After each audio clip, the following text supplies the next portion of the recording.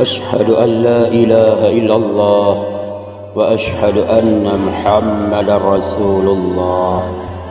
Assalamualaikum warahmatullahi wabarakatuh. Telah hadir di sisi kita kabar mualaf dunia. Kami ini akan kami kupaskan secara nyata, yaitu seorang wanita asal Italia yang telah memeluk Islam baru-baru ini. Ini dia berita selengkapnya. Wanita ini bernama Rosanna Maryam. Wanita kelahiran asal Italia ini memutuskan untuk menjadi seorang mualaf. Dan dirinya menjelaskan tentang bagaimana awal mula belajar mengenai Islam dan mengambil keputusan untuk menjadi seorang muslimah atau mualaf. Ucapannya kala itu, Rosanna pernah belajar tentang Islam saat menginjak usia 18 tahun. Dan saat itu dia mengambil studi D3 jurusan Bahasa Arab. Ikuti video berdurasi singkat ini untuk mengetahui informasi yang akurat dan terpercaya. Dia berkata, "Saya belajar Islam karena saya penasaran tentang akar Mediterania, saya ingin melihat sisi luar dari Mediterania. Di usia 18 tahun saya mulai belajar di bangku kuliah D3 jurusan Bahasa Arab, studi Islam di Universitas Naples program studi Oriental." Dia menjelaskan sejak saat itu, pandangan tentang Islam dan dunia Arab berubah. Terlebih setelah berkenalan dengan seorang muslim, hubungannya dengan kaum muslimin sangat mengubah tanggapannya terhadap Islam. Selain itu, sebagai suatu sistem agama juga sebagai budaya, dan bisa dibilang dirinya sangat tertarik dialog agama sebelum dia memutuskan untuk menjadi seorang mualaf.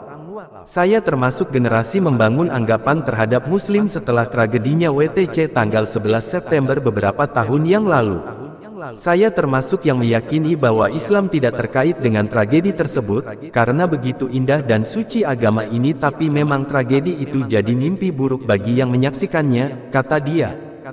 Tidak hanya itu saja, Rosanna juga menceritakan pengalaman setelah menjadi seorang mualaf. Salah satunya tindakan diskriminasi yang dilakukan oleh petugas bandara ketika melihatnya menggunakan hijab. "Saya dicegat di airport sementara orang lain dibiarkan lewat. Petugas airport memberitahu saya bahwa saya perlu pemeriksaan ekstra dan membawa saya ke suatu ruangan, di mana saya disuruh buka baju untuk penggeledahan, mencari-cari kalau saya bawa barang berlebihan," kata dia. Peristiwa itu, kata dia, mengubah total caranya bersosialisasi. Pertanyaan pertamanya bukan siapa namamu dan apa kabar. Hanya karena berhijab dan saya dianggap orang Arab saat saya berbahasa Italia dan menunjukkan KTP Italia, mereka kaget, ungkap dia. Dia melanjutkan, meski tahu Rosanna adalah warga asli Italia, pihak petugas bandara di sana mencari-cari pembenaran atas tindakan mereka. Ujung-ujungnya petugas itu mencari-cari pembenaran sebab pikiran mereka dipenuhi dengan prasangka. Menganggap bahwa mustahil Italia tulen memeluk Islam. Hal itu buat saya berpikir tentang Italia selama ini, kata dia.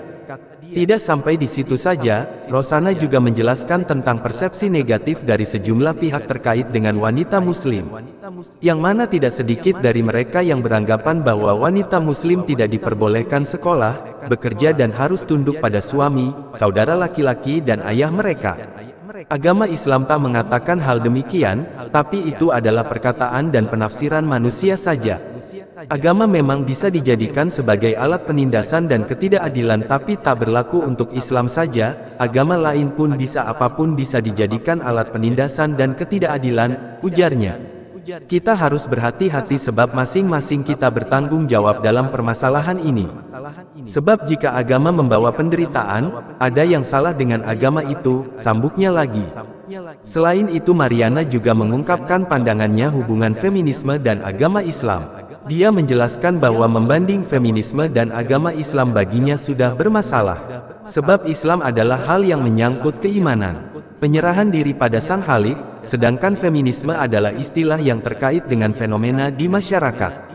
Apa yang terjadi masyarakat dan bahwa sebenarnya ada ketidakseimbangan kekuatan antara pria dan wanita, kata dia. Dia menambahkan, wanita saat ini masih dikecualikan di beberapa bidang.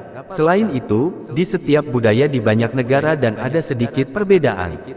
Sedangkan Muslim meyakini Islam adalah sistem yang mencakup keseluruhan dimensi manusia.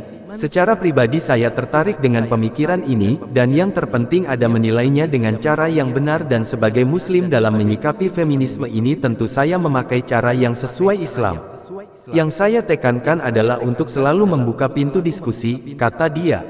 Dia juga menjelaskan, masih banyak hal yang harus dibenahi, yang jadi alasan Muslim sedikit berjarak dengan feminisme di Italia, dan umat Muslim merasa disalahpahami.